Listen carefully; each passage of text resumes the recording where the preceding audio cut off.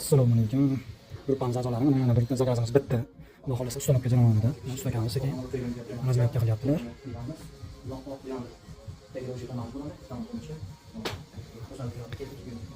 Hikmatullo xonda ishini bilgan biladi, bilmagan o'zi biladi.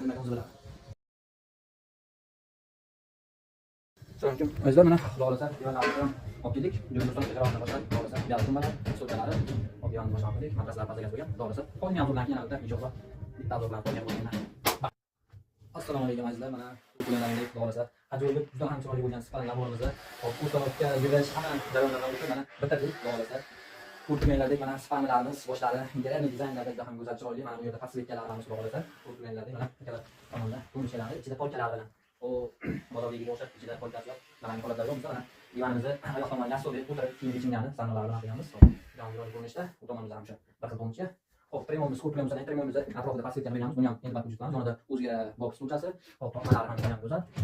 Hop, bu yoqlardan yoniga polkali qilib chiroyli ko'rinishda shkaf berdik. Ko'rishgan ekan. Bu narsa o'z vaqtida o'chib qo'ygan. Hop, bundan o'tdan keyin ikkita bo'ldi. Hop, shkafimiz 2 o'nga 1.80 hajmda. Hop, o'ng tarafda mana bunday ko'rinishda.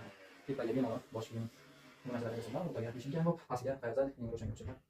Kiyimlarni ko'rsatib beraman. Ko'rganlarda mana eshiklarimiz ham silliq yopilib ochilishlari ko'rganlarda mana ko'rinishda. Bemalol o'rtaga polkaga yomon narsalar qo'shib qo'yiladi. Shunaqa belgilagan bo'lsa, pardissiya qilishda to'xtamanglar. Pardissiyalar bizlar uchun muhim. Inshaalloh gazini bosdik. Kimga yoqqan bo'lsa like, pardissiya qilinglar. Opsiyaniyada albatta nomerlarimizni yozib qoldiramiz. Bemalol aloqaga chiqishinglar mumkin. Bemalol aloqaga chiqasizlar.